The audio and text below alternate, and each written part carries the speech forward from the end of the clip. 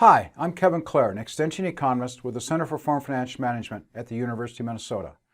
In this session on the 2018 Farm Bill, we're going to look at some of the factors that you might consider in making your decision and your enrollment.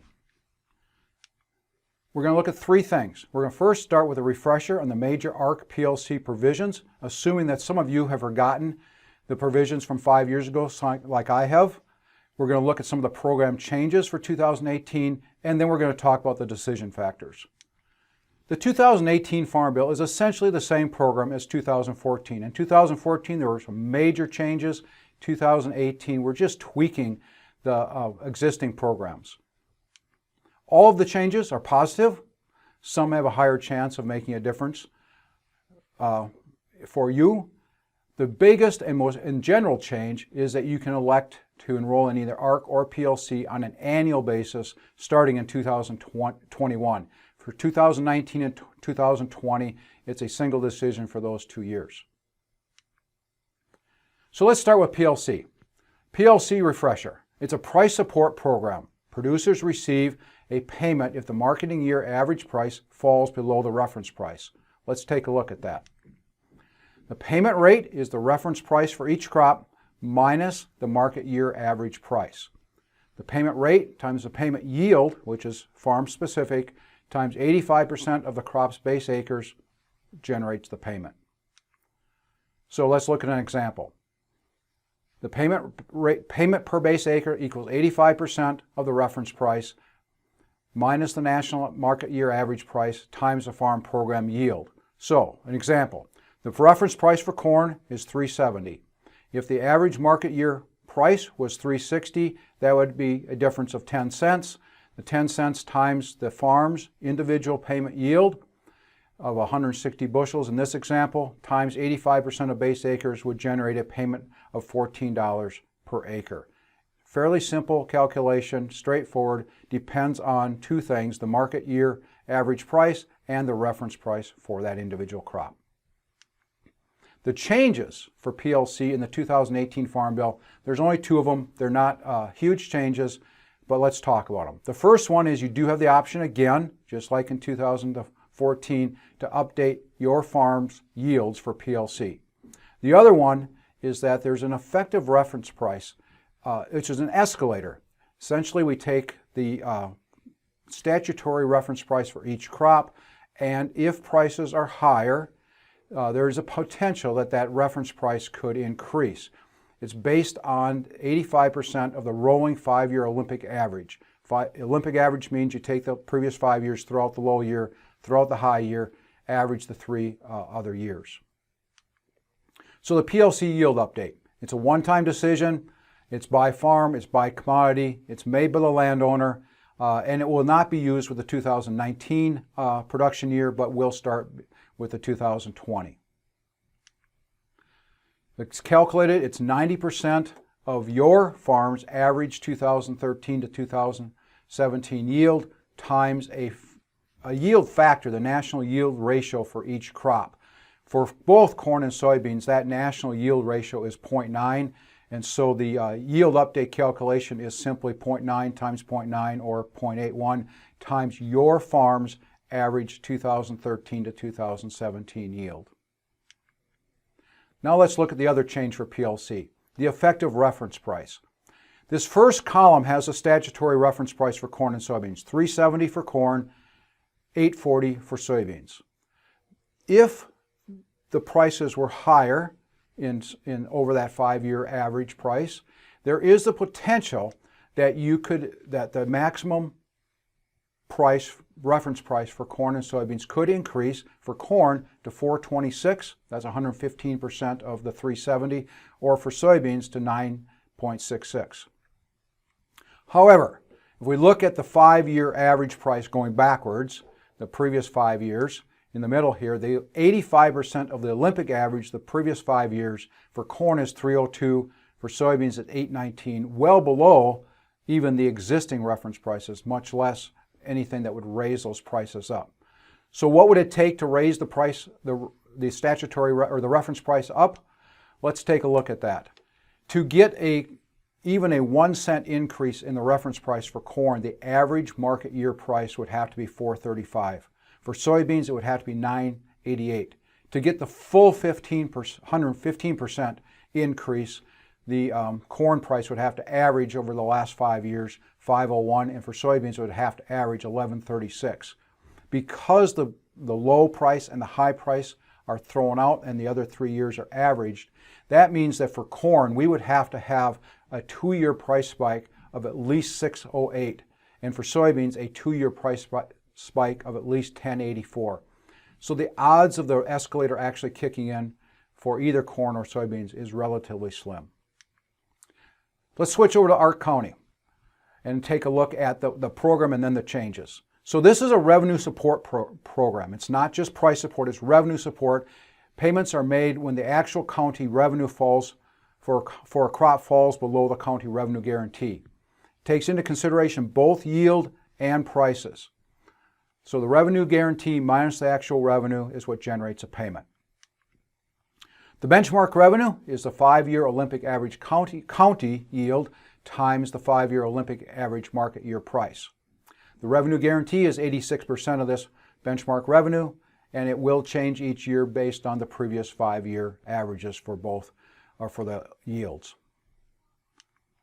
The actual revenue for a county is determined by the actual county average yield times the market year average prices. Again, this is county yields, not your farm's yields. The payment rate is that revenue guarantee minus the actual revenue, and it cannot exceed 10% of the benchmark revenue. And payment is only made on 85% of your farm's base acres. So let's look at the market year average prices for the last 5 years. For corn, the highest price was in 2013, $4.46, and for all the other years, it was either at or below the reference price, and if it's below the reference price, the calculation uses the reference price. So the previous 5-year average market year price was $3.70. For soybeans, $13 in 2013 and $8.95 in 2015 are thrown out. The average market year price for soybeans going into 2019 is $9.63. For benchmark yields, for some of the counties that we're looking at here in Iowa, Black Hawk, Buchanan, and Bremer, the average county yield for Black Hawk and Buchanan was about 201 bushels an acre. For Bremer, a little bit higher at 210 bushels per acre. So we'll take a look at an example here. If we had a market year average price estimated for 2019, that's calculated from September through next August, that if we're estimating that at $3.80 and we have the 201 bushel yield for the county, so let's look at the county benchmark yield would be $3.70 times that county yield of 201, so a county benchmark revenue of $7.47. The county revenue guarantee is 86% of that, so $6.42.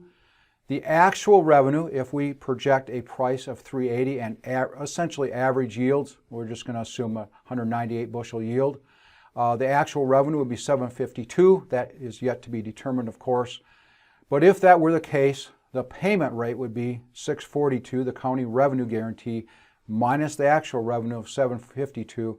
There would not be a payment under our county for 2019. So let's look at changes to ARC. The changes are all positive. Some of them may not go into effect, but they are all positive changes, fixed problems that people have identified over the last 5 years. The first one, the county yield is based on RMA data versus NASS data, which it was the last 5 years. So a little bit better data, more accurate data for calculating county yields. Payments are based on the county in which the farm is located versus the county in which it's administered. FSA will use a trend-adjusted county yield to determine the ARC revenue benchmark. Again, a positive change. Increases the plug or floor yield from 70 to 80% of the T yield to replace low yield years. And then the other one, the benchmark yield and prices are lagged 1 year. Instead of being the previous 5 years, they skip last year and go back to the previous 5 years, which allows the producer to know the guarantee benchmark revenue at sign-up. So we've talked a little bit about what the programs are and looked at how they're calculated. Now let's talk about decision factors that you might consider as you consider your farm and what program to enroll in. We're going to look at 4 of them: expected payments, which is by far the most significant one, and then also the type of coverage, payment limits, and the availability of the supplemental coverage option for insurance. So let's start with expected payments. And let's look back a little bit. In the 2014 Farm Bill, 91% of farms signed up for ARC County for corn, and for soybeans, 96% of farms signed up for ARC County. In Iowa, if you look at this map, the blue, any shade of blue, those counties, ARC County paid out more than did PLC. Any county that is any shade of orange, PLC would have actually paid out more than ARC County. In many of those counties, the reason for that is that we had some years of very good yields, and the yield is considered in the ARC County, and so ARC County payments weren't quite as high as some people expected. For soybeans, all the Iowa counties, ARC County paid better than did PLC. Going forward, in 2014, it was a 5-year decision. You had to make a decision for the entire duration of the Farm Bill. Going forward with the annual decision, that just makes the decision so much easier, except for 2019-20 is a single sign-up for those 2 years, but everything after that is a single payment for a single year, so you can change the decision each year. One thing to consider is some areas had lower yields in 2019 due to the moisture, and so that could potentially affect the ARC County payments if the yields were significantly lower in your county. So let's look at Buchanan County. They have an ARC County yield of 201 bushels per acre. The average PLC yield for farms in Buchanan County is 165 bushels per acre. And if we have over on the right, if we look at the projected 2019 market year average price of $3.80, now let's look at this sensitivity table. Look at the middle column. ARC County would not start making payments with this scenario until the price of corn dropped below $3.10 a bushel. So at average yields, the likelihood of an ARC County payment in 2019 or 2020 is not very high. PLC over on the left column, anytime the price drops below $3.70, PLC will start to make a payment. What if your county had lower yields? So let's look at that. For same scenario, except that we're going to look at lower yields.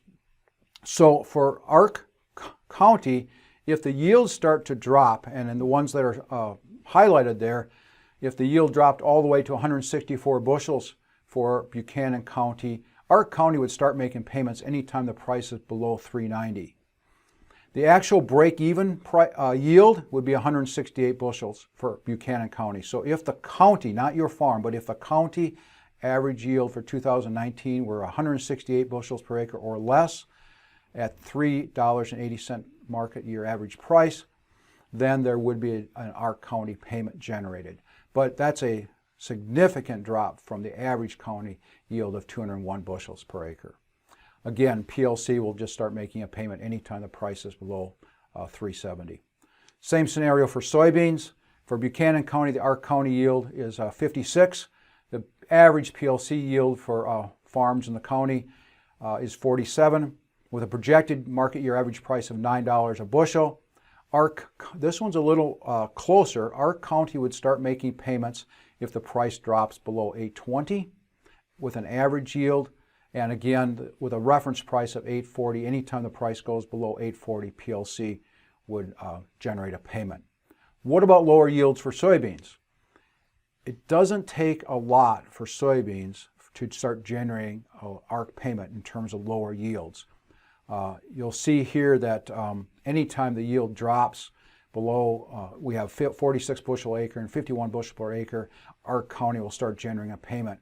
It'll actually start generating a payment anytime the price is below $9 a bushel. At those yield levels, the break even, if the yield drops from the 56 or 57 average county yield to 52 bushels per acre, ARC County would start generating a payment, and a fairly significant payment, larger than the PLC payment at most levels until the price drops below, well actually at every price level, ARC County would make a payment if the yields are lower.